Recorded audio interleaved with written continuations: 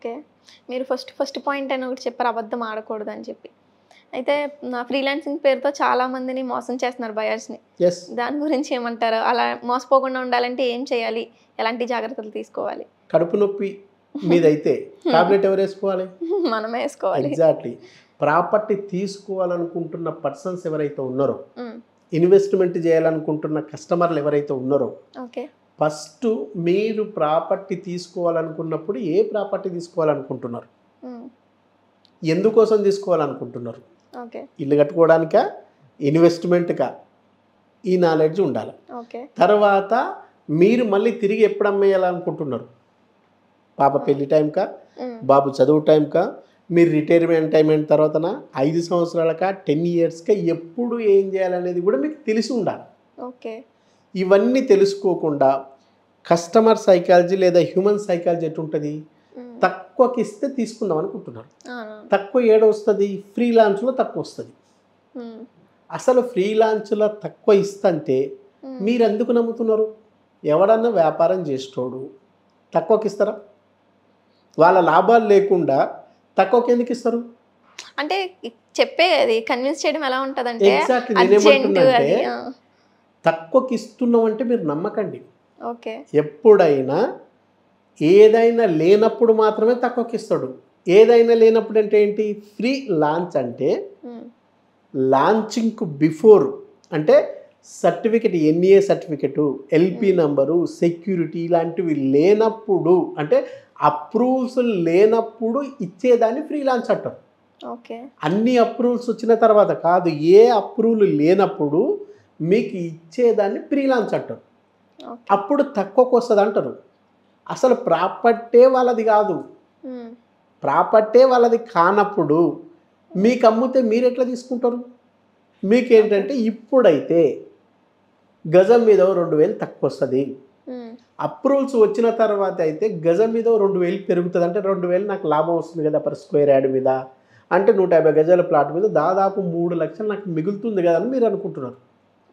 Original ఏంటంటే ఆ ప్రాజెక్ట్‌కు అప్రూవల్ రాలా. ఓకే. అప్రూవలే రాని టైంలో ఆ అప్రూవల్‌కి అయ్యే ఖర్చు, ఆ అప్రూవల్‌కు బిఫోర్ రైతు దగ్గర తీసుకున్న ల్యాండ్‌కు డబ్బులు మీ దగ్గర తీసుకుంటున్నారు. ఓకే. మీ దగ్గర తీసుకొని ఆ డబ్బులు అక్కడ పే చేసి తేవడానికి ట్రై చేస్తున్నారు. ఓకే. మీరు అనుకున్నట్టు అప్రూవల్స్ వస్తే తక్కువకే రావచ్చు. ఇన్‌కేస్ అప్రూవల్ రాకపోతే ఫ్రీలాన్స్‌లో జరుగుతున్న మోసాలు ఇవే కదా! అవునవును. అప్రూవల్సే రాలేదనుకోండి అప్పుడు మీ పరిస్థితి ఏంటి? ఆశ ఉండాలా. కానీ అత్యాశ ఉండదు. ఓకే. మీరేం చేస్తున్నారు? అత్యాశకు పోతున్నారు. అత్యాశకు పోయినప్పుడు ఇలాంటివే ప్రాబ్లమ్స్ జరుగుతాయి. నిత్యం ఈరోజు పేపర్‌ల ప్రతిరోజు ఏదో మూలన హ్మ్. రియల్ ఎస్టేట్ వాళ్ళు వెంచర్ వేసి మోసం చేస్తున్న న్యూస్ రావట్లేదా? అవును. ఇప్పటికిప్పుడు లేటెస్ట్‌గా ఓ సర్వేలో హ్మ్. ఆర్థిక నేరాలలో, ఆర్థిక నేరాలలో సైబర్ నేరాలు ఉన్నాయి కదా! సైబర్ నేరాల కంటే ప్రథమ స్థానంలో ఉన్నది రియల్ ఎస్టేట్ మోసాలు. ఓకే. ఎందుకంటే ఇక్కడ ఏ చిన్న ప్రాబ్లమ్ జరిగినా లార్జ్ స్కేల్‌లో ఉంటది. హ్మ్. ఒక్క ప్లాట్ తీసుకొని నువ్వు మోసపోయినా మినిమమ్ 15,00,000 ఫ్రాడ్ ఉంటదంట. ఓకే. సైబర్ నేరాల్లో అంత ఉండదు. హ్మ్. ఇట్లా చేసుకుంటూ పోతుంటే కొన్ని వేల కోట్లు ఈ ఏదైతే 2024 ఆర్థిక సంవత్సరం ఏదైతే సంవత్సరం ముగుస్తుంది కదా ఈ రోజుతో, ఓకే. ఈ సంవత్సరంలో లెక్క వేస్తేనే దాదాపు 600 కోట్లకు పైగా రియల్ ఎస్టేట్‌లో మోసాలు జరిగిన ఒక్క హైదరాబాద్‌లో. ఓకే.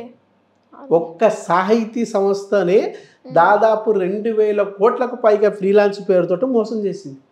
ఓకే. అయితే ఇప్పుడు మీరేం చెప్తున్నారు అసలు ఈ ఫ్రీలాన్స్ డెఫినెట్‌గా అనేది? నేనేమంటున్నానంటే హ్మ్. మీకు హెల్త్ పాడైతే డాక్టర్ దగ్గరికే పోతున్నారు కదా! అవును. మరి ఒక ప్రాపర్టీ తీసుకోవాలనుకుంటున్నప్పుడు ఒక కన్సల్టేషన్స్‌ను ఎందుకు గెలవరు మీరు? ఓకే. ఒక ప్రాపర్టీ తీసుకుంటున్నప్పుడు ఒక కన్సల్టేషన్ పర్సన్‌ని కలిస్తే మీకు సబ్జెక్ట్ వస్తది కదా! ఓకే. మీరు ఉప్పు పప్పు కొని నష్టపోయి మోసపోతే పెద్ద ప్రాబ్లమ్ రాదు. హ్మ్. ఇదెందుకంటే దాని కాస్ట్ ఒక రూ. 20, రూ. 30 అయిపోతది. అవును. కానీ ఒక ప్రాపర్టీ తీసుకొని మోసపోతే 20, 30 లక్షలు పోతాయిగా. ఒక సగటు మిడిల్ క్లాస్ పర్సను ఒక 20 లక్షలు, 30 లక్షలు మోసపోతే తిరిగి రికవర్ అయ్యే ఛాన్స్ ఉందా? మరి అలాంటప్పుడు ప్రాపర్టీ కొనేటప్పుడు ప్రాథమిక నాలెడ్జ్ ఏదైతే ఉందో దాన్ని నేర్చుకోండి. మా లాంటి వాళ్ళకి ఫోన్ చేయండి, ఫ్రీ ఆఫ్ కాస్ట్గా నేను మీకు సబ్జెక్ట్ చెప్తా. ఇబ్బంది ఎందుకు పడుతున్నారు? అయితే ఇప్పుడు మనం కొత్త సంవత్సరంలోకి ఎంటర్ అవబోతున్నాం. 2025లో ఈ రియల్ ఎస్టేట్ పరిస్థితి ఎలా ఉంటుందంటారు? డెఫినెట్గా ఈ 2025 రియల్ ఎస్టేట్కు డెఫినెట్గా కలిసి వచ్చే అంశం. ఓకే.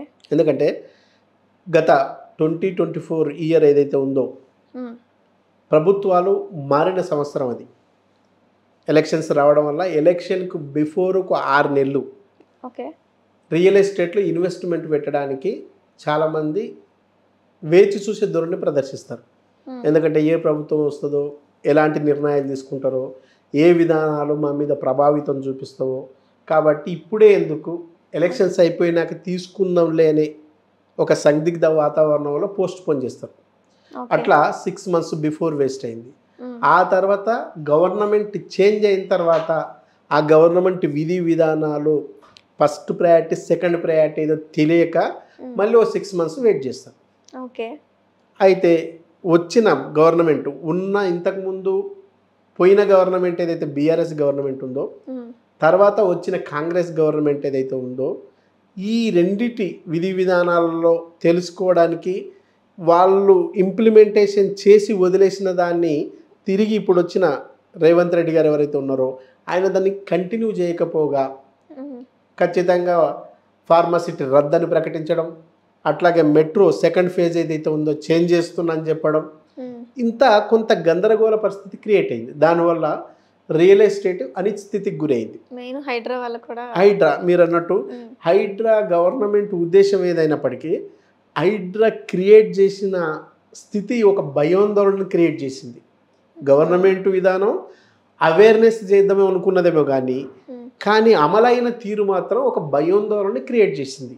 దీంతో కొనాలనుకుంటున్న కస్టమర్లు కూడా ఎందుకు ఇప్పుడే ఇన్వెస్ట్ చేయడం, ఇంకా వెయిట్ చేద్దాంలే.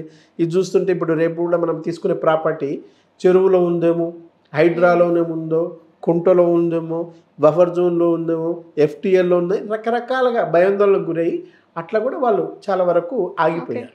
ఓకే.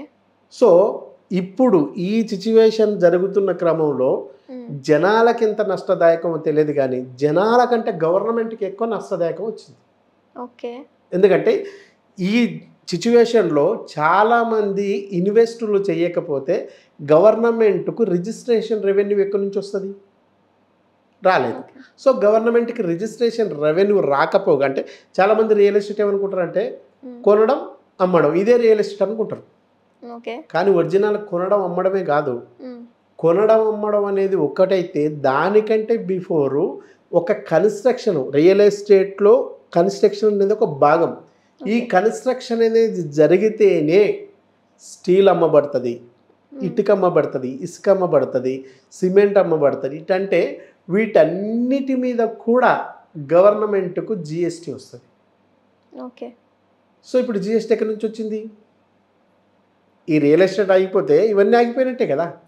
ఇవన్నీ ఆగిపోవడం వల్ల రిజిస్ట్రేషన్ ఇన్కమే కాదు, సబ్గా రావాల్సిన ఈ జిఎస్టీలకు సంబంధించిన ఇన్కమ్ రాలేదు.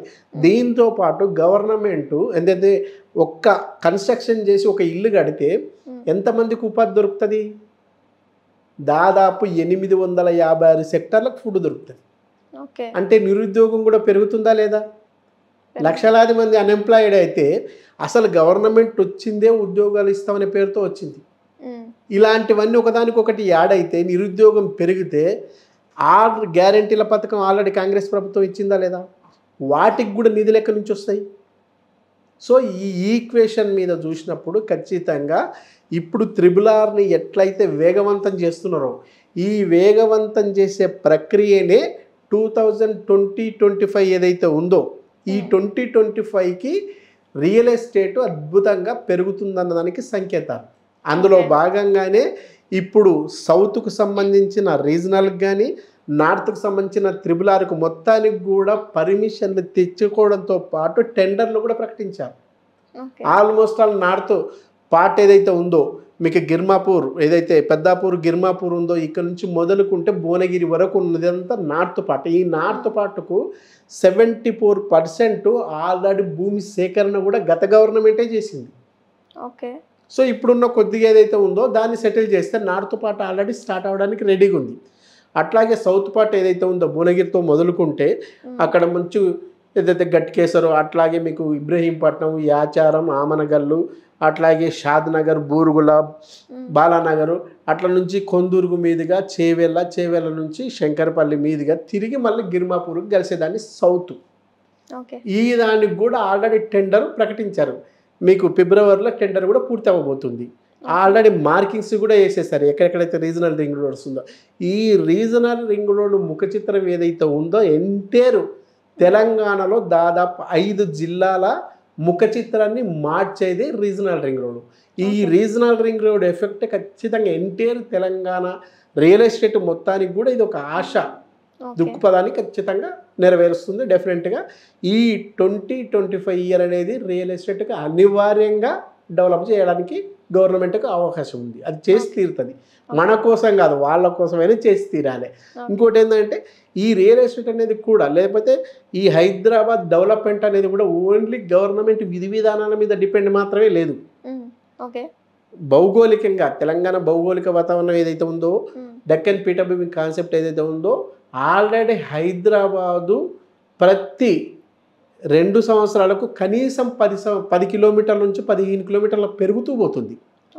ఆ రకంగా చూసినప్పుడు కూడా ఈరోజు సిటీ సరౌండింగ్ ఏదైతే ఉందో మొత్తం కూడా పెరిగే అవకాశం ఉంది, పెరుగుతుంది. ఇప్పుడు మొన్నటి వరకు గ్రామాలుగా ఉన్న నగర శివార ప్రాంతాలు ఏవైతే ఉన్నావో 50 గ్రామాలను ఇప్పుడు జిహెచ్ఎంసీలో కలిపారు. అంటే అనివార్యంగా ఔటర్ రింగ్ రోడ్ బయటికి వెళ్ళిపోయారు. అట్లా వెళ్ళిపోయిన జనాభా ఖచ్చితంగా పెరుగుతారు కదా. పెరిగినప్పుడు ఆటోమేటిక్గా రియల్ ఎస్టేట్ పెరుగుతుంది. దానికి ఎలాంటి డౌట్ లేదు.